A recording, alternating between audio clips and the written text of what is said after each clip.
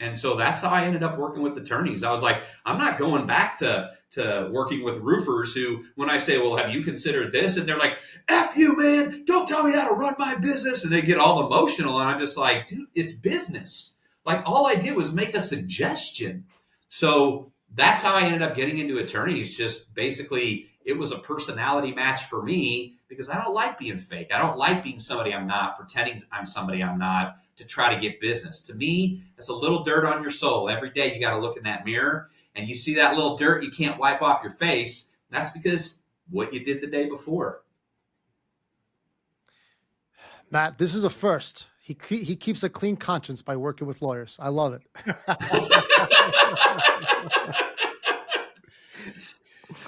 I like that. Good. Let's go.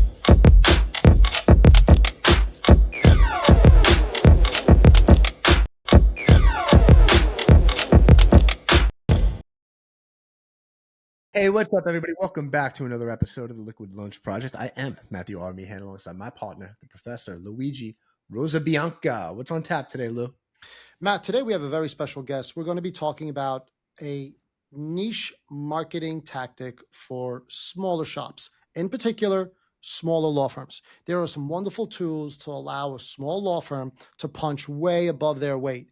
And on the podcast today, we have Dennis Meador. Dennis is a founder and lead podcast guru of the Legal Podcast Network.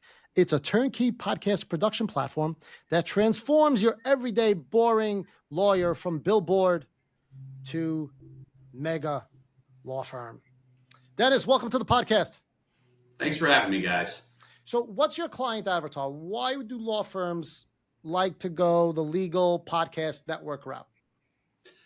So my client avatar is a small local firm typically, or a highly niched national firm.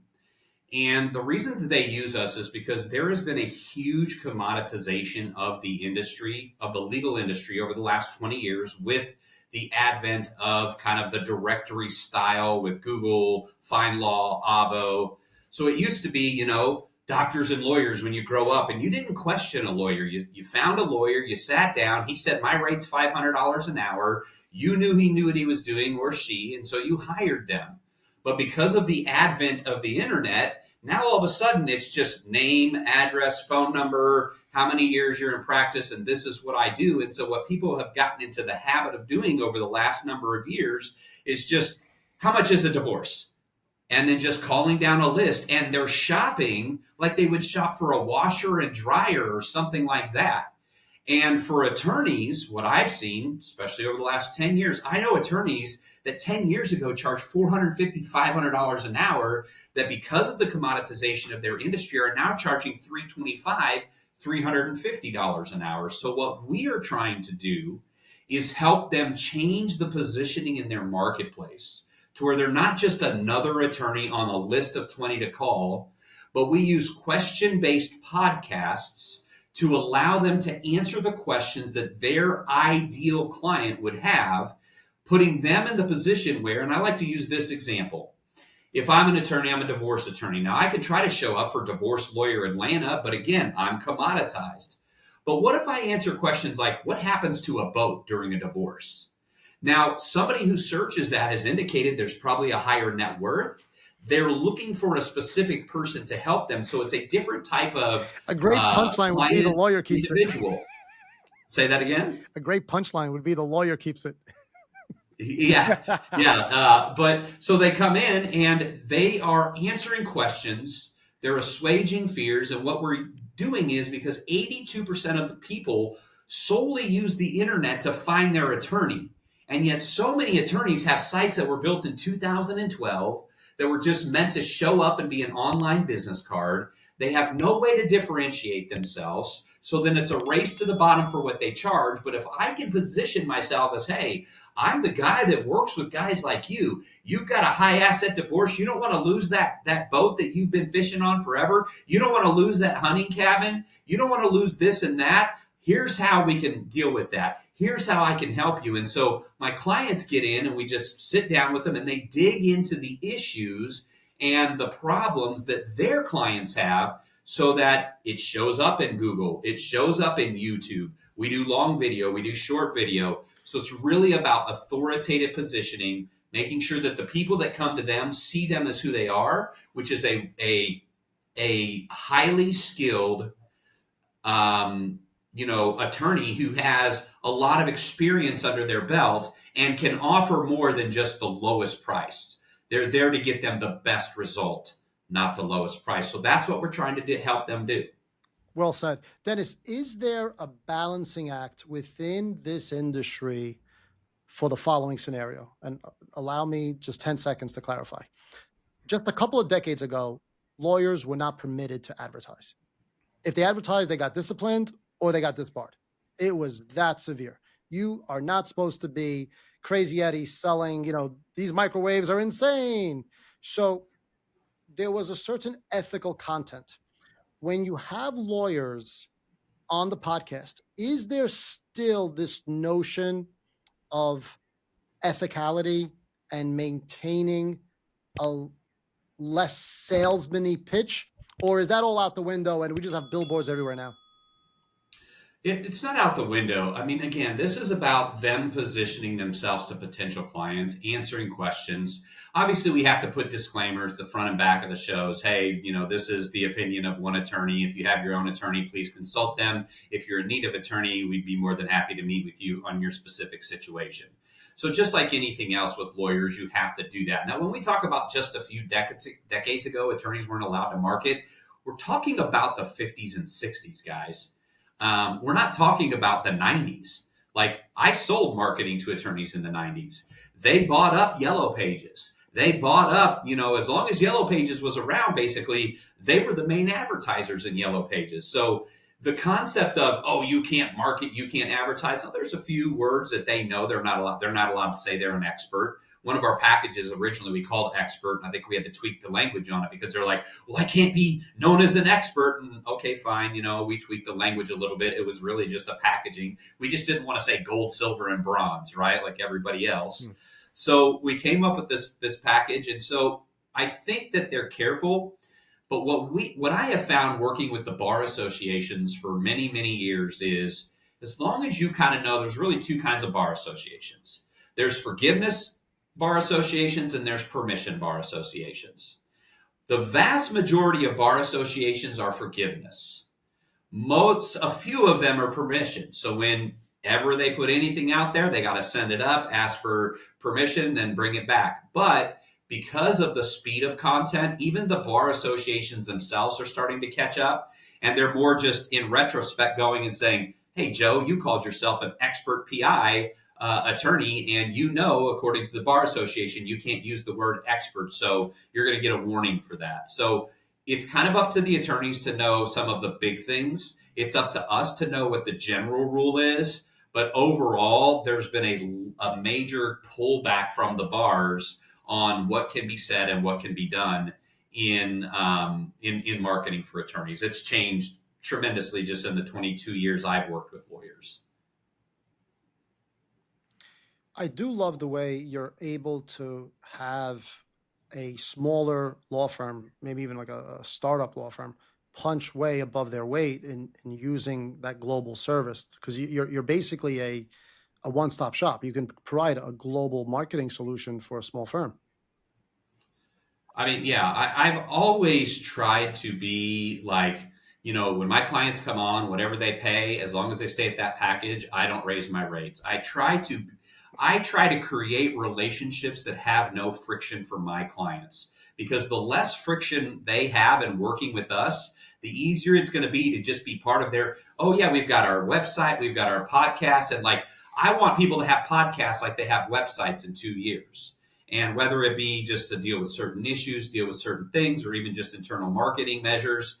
And I want to be at the forefront of that, not just in the legal industry, but in all the professional spaces. I own the Medical Podcast Network URL. I own the Professional Podcast Network URL. I just started with attorneys because I knew I could go deep, perfect systems, still know how the clients are thinking and working, and not have to get into a vertical where I was kind of working outside of my comfort zone of how these people act. When you're preparing one of these lawyers for one of their podcasts, do you tell them stick with that charcoal pinstripe double-breasted suit, or you tell them relax, show up with a sweater vest, and let your hair down? Like, what's the legal wardrobe of today? Well, it's on case by case basis. So when we onboard a client, we're looking for three things. We look for their client profile. So who is it they're trying to attract more of? I.e., if they're criminal defense, maybe they're trying to track just felony and above. They don't want to mess with DUIs. They don't want to mess with misdemeanors. So they want more murder cases. They want more sexual conduct cases. So we specifically target in to that. Now, with our attorneys, what we will tell them, so we'll look at their ideal client profile, we'll look at their jurisdictional profile. So if they're in like 3 counties of Detroit where the average, yearly income is 35,000, and they tell me, oh, well, my ideal client is a billionaire who's getting a divorce, and there hasn't been a billionaire that's gotten a divorce within a 300-mile radius of them, I'm going to say, okay, let's be realistic. Who really is your ideal client? Who is in your market that you can reach, that we can cultivate more of? But then lastly, we do what we call brand profile or show profile. And we base it off of the individual. I've got a guy, he's a bankruptcy attorney out of Massachusetts. He always is just sitting back at his desk, ratty t-shirt, usually sort of off color. It says like Morehead State University. And I know he didn't go to Morehead, just like where he'll just like make these little, like, you can tell he's just kind of one of those guys, like me and him on Facebook, and he'll send me stuff about, because he's real big into cannabis and all that. And he'll send me things about cannabis and, comment on my life and things like that. So you got guys like that who are just sitting back in their chair with a ratty t-shirt, just like, I've done this 50 years. If you really want help, here's how I'll help you. And then I have people that, they're pinstriped and suit and a nice background and everything's, buttoned up. And as I see it, according to code number 3, but we want to match who they are. What I tell my clients is, my job is not to change you. My job is to reflect who you are offline, online. Because most attorneys will tell you, if I can get them across the desk from me, I'll convert 90% of them. But here's the problem. 90% of people are never going to go in your office anymore before they hire you as an attorney. They want a Zoom call. They want a phone call. They want to be they want a text message. They want, they don't want to sit down face to face with people. And so being able to have that know and like through this sort of system where they're watching videos, answering questions, seeing expertise, then when they come to the attorney, it's really just verification of trust. Oh, I've watched your podcast. I've listened to this. I've seen your little videos, and, I'd really like to work with you. What's it going to cost me to work with you? And how soon can we start? That's what we're trying to do, is get rid of that whole aspect of the know and like, and get them right to trust and into their client base. How did you get introduced to the law firm space? This is 20 something years ago. I've been an entrepreneur since I was a young teenager. Had a couple of businesses that have done very well. Semi-retired it on a business I started at like 20 till I was like 25. And then somebody recruited me to sell, or I guess 2003. So in 2003, somebody recruited me to sell like marketing to attorneys through like Yahoo PPC type stuff. And these guys were spending like $5,000 a year. Now, all the businesses I built, I was selling maps, magnets, posters, what I called conceptual advertising, where I would sell them a $300 ad, a $500 ad, and, once off, maybe once a year, twice a year at best. And so you're always looking for new clients.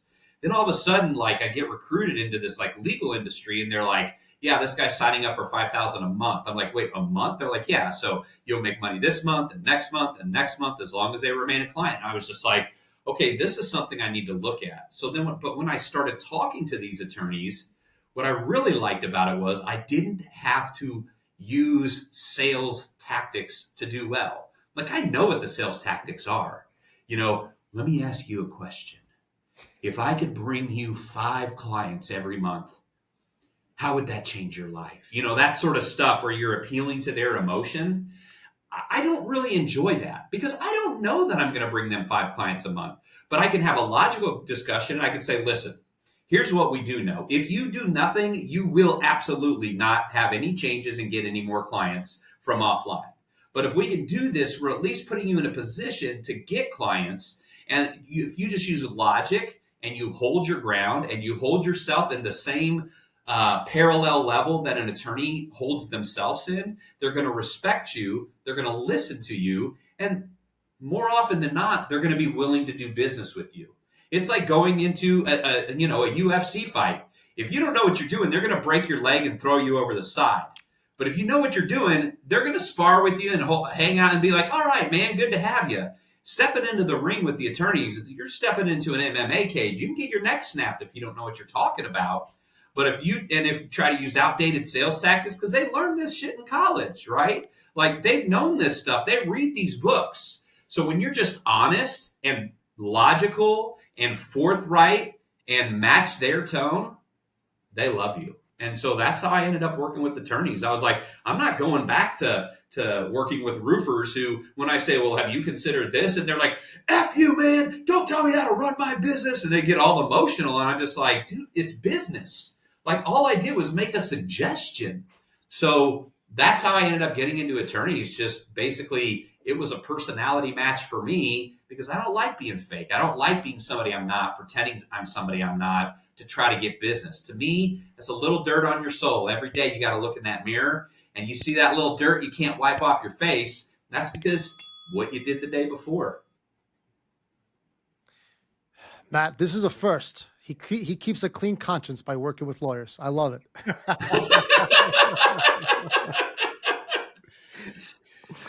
I like that. Good. So let's talk about you a little bit. So we figured out that you started here. You were working with attorneys, but now you're traveling the world, right? And you're living outside the U.S. How did that come about? I was an Air Force brat. I lived in 9 states before I was 9 years old. I've been to all 48 contiguous United States. I've lived in Europe. I've now lived in, Belize for about 3 years. I have always just been that person that wanted to see the world, experience different cultures, understand everybody, because I know that it's very easy. And it really, really changed when I was, in my 19, 20 years old. My business took off. I built a house in Romania where my ex-wife's family was from. And when I started to see the way they think and their way of life, and it was so foreign to me, and I stopped trying to think how my way of thinking was so superior to theirs, and I started trying to understand the way they think and the way their life is and their realities and their culture. And when I began to do that and go to different places, like I told you earlier, we went to Thailand and Bali for my honeymoon a little bit earlier. I got married last year on April 20th, but because of starting this new company, I'm sorry? Congratulations. Thank you.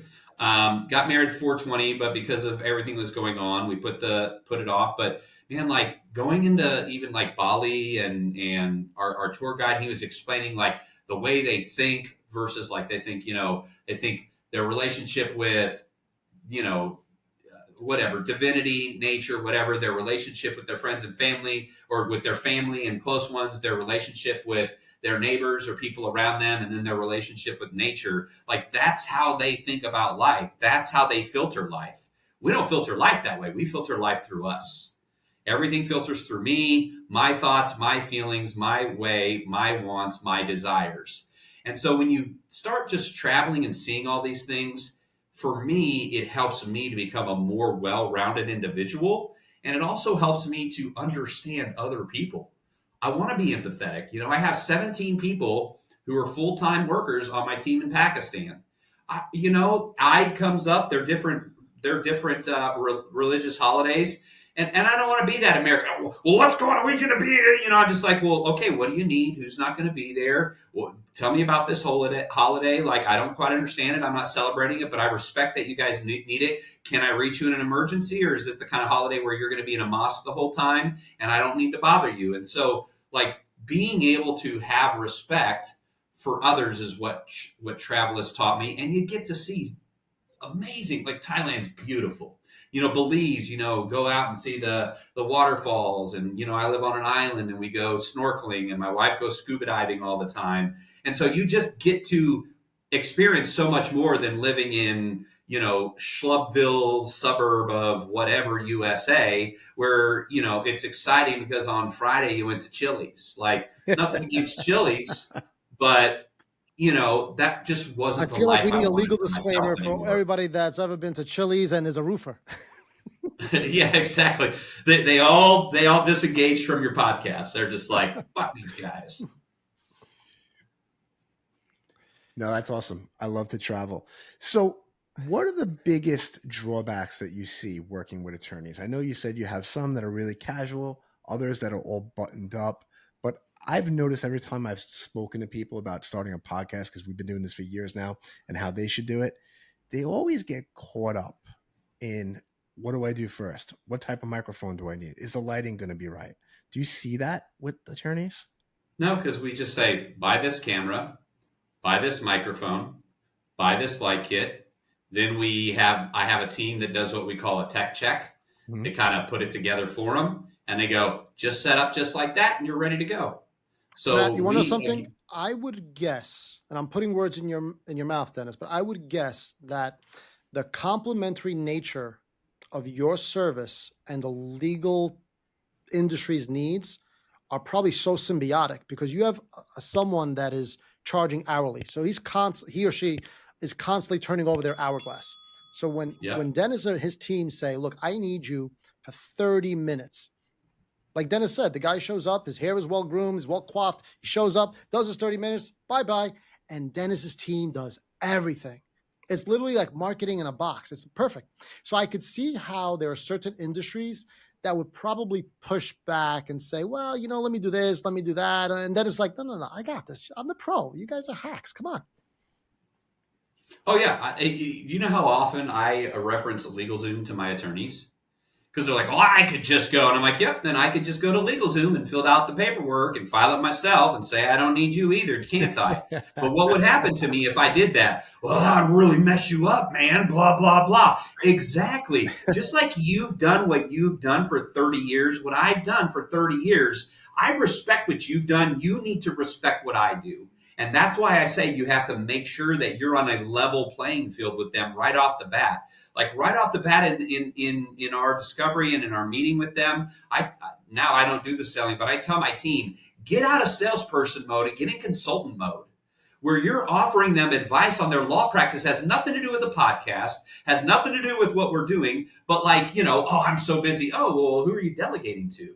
Like, that's one of the things I teach newer law firm owners all the time. I'm just like, oh, do you have a VA? Well, no, I can't really. I'm like, listen, a VA is like $3 to $5 in the Philippines. That's a lower end one, but they can take care of your lower end tasks, and that's going to free up 37%, 40% of your time. That alone, you're telling me you can't afford $150 a week to have somebody come in and take care of all of this for you? Oh, I could probably do that. Exactly. So the first key to growing your law firm is being able to delegate and hand it off to the next person. Now, that piece of advice made me $0. I didn't say, and I've got a girl here for you. I'm going to make $1 off of it. So I'm able to You're providing having value. worked with You're these providing attorneys value. for as long as I have, act as a consultant. Yeah.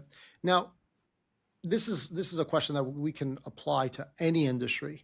How do you approach the gentleman that you so quaintly commented on earlier, the guy that's been practicing for 30 years and is a little gruff? How do you convince him to use a microphone and a camera and have a stage presence? Those guys are pretty easy because all I say is, let me ask you a question. If I could take you back to 2003 and build you a website that was going to scale and do well with SEO like your buddies did that you missed out on, and it brought them business and it grew their practice, would you go back in time with me? And they would say, yep. I'd say, you're at the same crossroads now. You either need to be willing to step into the next thing or miss another one. And some of them say, I guess I'll miss out. And it's just like, I can't help you. But the ones who are like, I can't miss out again. Okay, let's find a way to work together. So I just use the illustration right in front of them. Just like, you've already seen it happen where you've been passed over. Are you ready to be passed over again? Because we are going into query-based. AI search is based off of query.